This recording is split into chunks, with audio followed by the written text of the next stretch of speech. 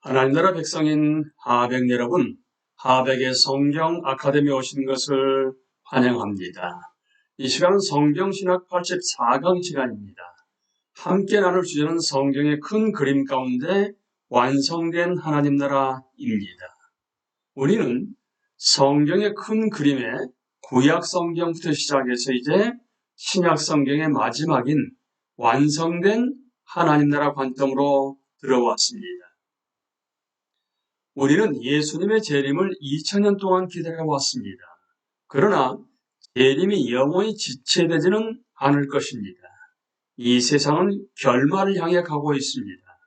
하나님은 예수님의 초림에서 자신의 약속을 성취하셨듯이 재림에 관한 약속도 성취하실 것입니다. 예수님은 다시 오셔서 하나님이 세우신 영원한 구원 계획을 완성하실 것입니다. 완성된 하나님 나라를 여실 것입니다. 우리는 완성된 하나님 나라 관점에서 요한계시록 하늘 보좌, 요한계시록 해석, 옛 것을 버리고 바벨론이 무너진 새 것을 드리다 하나님 나라 관점에 대해서 하나씩 나누겠습니다. 먼저 요한계시록입니다. 요한계시록은 성경의 마지막 책입니다. 요한계시록은 사도 요한이 반모섬에 유배되었을 때 썼을 것입니다. 그가 언제 이 책을 썼는지는 확실히 알 수 없지만 이 책의 내용은 극심하게 박해를 받던 시기에 썼을 것이라고 암시합니다. 도미티아누스 황제 때 썼을 가능성이 가장 높습니다. 묵시라고 알려진 문학 형식으로 썼는데 묵시는 상징을 사용해서 메시지를 전달합니다. 성경에서 묵시의 또 다른 예는 다니엘서 7장부터 12장과 스가랴서 1장에서 6장에 나옵니다. 묵시는 계시 또는 베일, 벗김을 뜻합니다. 하나님은 요한에게 일련의 환상을 주시고 이 환상들의 베일을 벗기신 후 인간 역사 이면에서 진행되는 일을 계시하십니다. 이 환상들은 신자들의 고난에도 불구하고 인내하도록 힘을 주기 위한 것입니다. 우리는 현세에서 그리스도를 위해 살아가는 고투에서 시선을 돌려 현재이자 미래인 그분의 나라를 바라보라는 초대를 받습니다. 요한계시록의 계율을 한번 살펴보시게 되면 1장 1절부터 20절은 서론이고요. 2장 1절부터 3장 20절까지는 7교회에 보내는 편지, 4장 1절부터 5장 14절까지는 천국 환상, 6장 1절부터 8장 5절까지는 운명의 7 봉인, 8장 6절부터 11장 19절까지는 경고의 7 나팔, 그리고 12장 1절부터 15장 4절까지는 교회와 악의 세력이 벌이는 싸움, 15장 5절부터 16장 21절까지는 진노의 7 대적, 7장 1절부터 20장 15절까지는 하나님의 승리와 바벨론의 멸망, 21장 1절부터 22장 5절까지는 새하늘과 새 땅, 그리고 마지막 22장 6절에서 21절까지는 에필로그입니다. 우리는 이제 하늘 보좌로 넘어갑니다. 요한계시록은 주 예수님이 소아시아 7교회에서 끝까지 충성하라며 보내신 편지로 시작합니다. 이어 요한은 환상을 봅니다.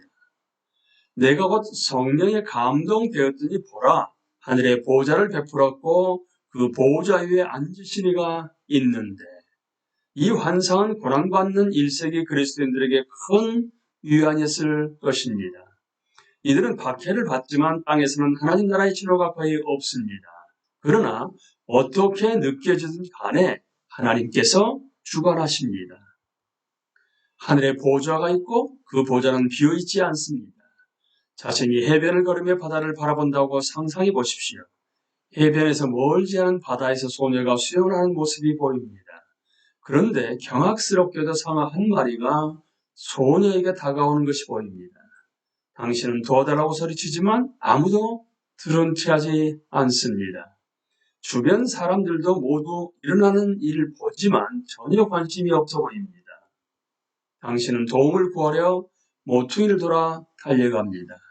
그것에 크고 검은 의자가 있고 뒷면에는 대문자로 감독이라고 적혀 있습니다. 한 남자가 거기에 앉아 커다란 시가를 비우며 메가폰을 들고 큰 소리로 지시를 내립니다. 당신은 안도의 한숨을 내쉽니다. 당신은 영화 촬영장에 있었던 것입니다. 감독이 모든 것을 주관합니다. 이것이 요한계시록 4장에 나오는 환상의 결과입니다. 상황이 어떻게 보이든 간에 하나님이 주관하십니다. 하나님은 보좌에 앉으신 우주의 대감독이십니다. 우리는 곧 주 예수님도 거기 계신 것을 발견합니다. 요한은 이렇게 씁니다.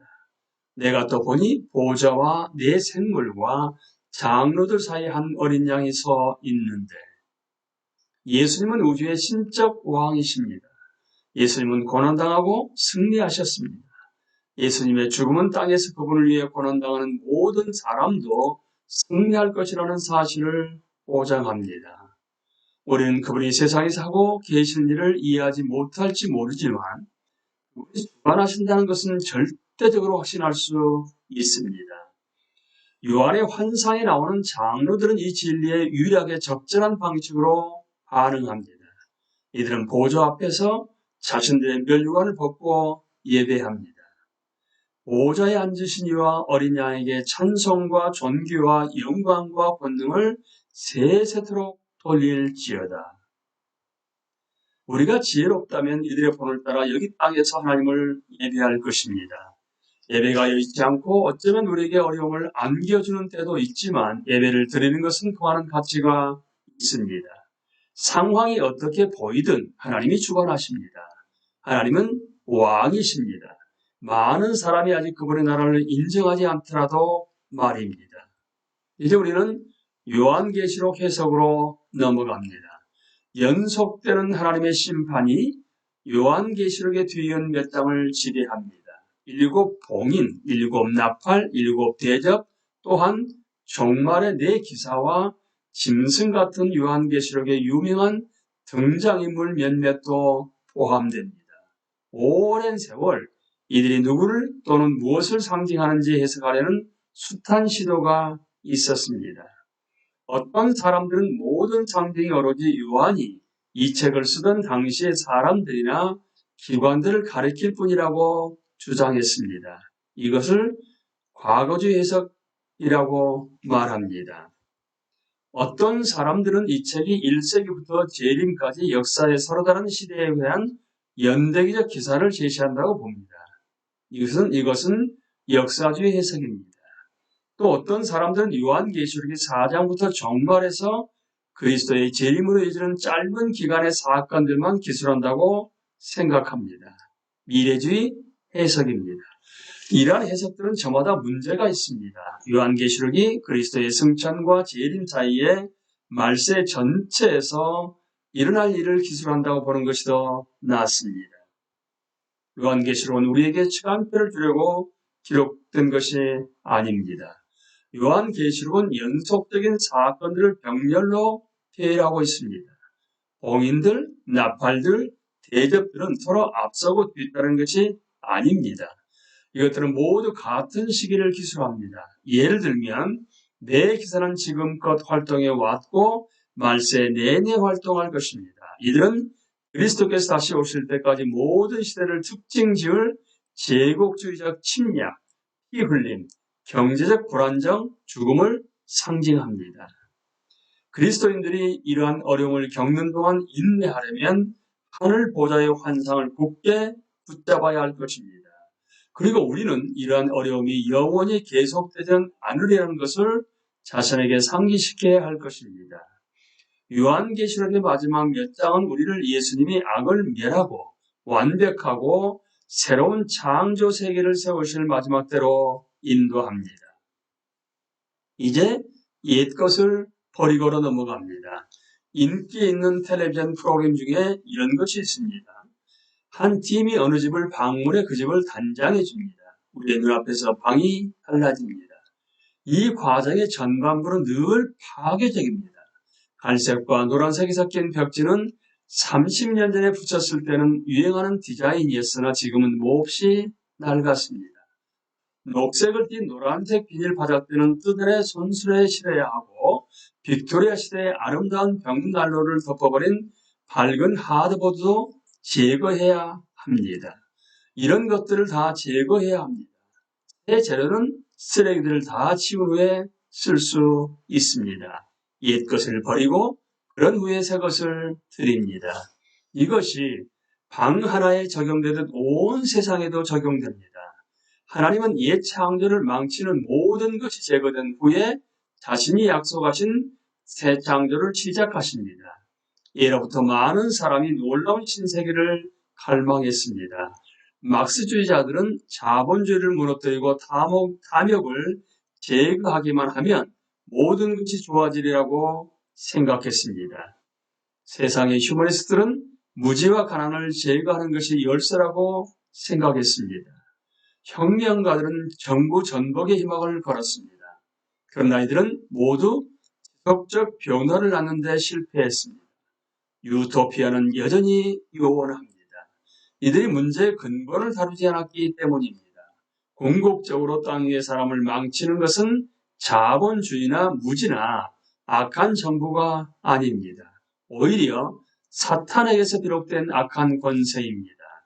요한계시록 17장에서 20장은 그림 언어를 활용해 하나님이 마지막에 어떻게 이 권세를 무너뜨리고 악에서 완전히 자유로운 새 세상을 창조하시는지 묘사합니다. 우리는 이 시간에 완성된 하나님 나라 관점에서 요한계시록, 하늘 보좌, 요한계시록 해석, 옛 것을 버리고까지 함께 나누었습니다. 강의를 마치겠습니다. 감사합니다.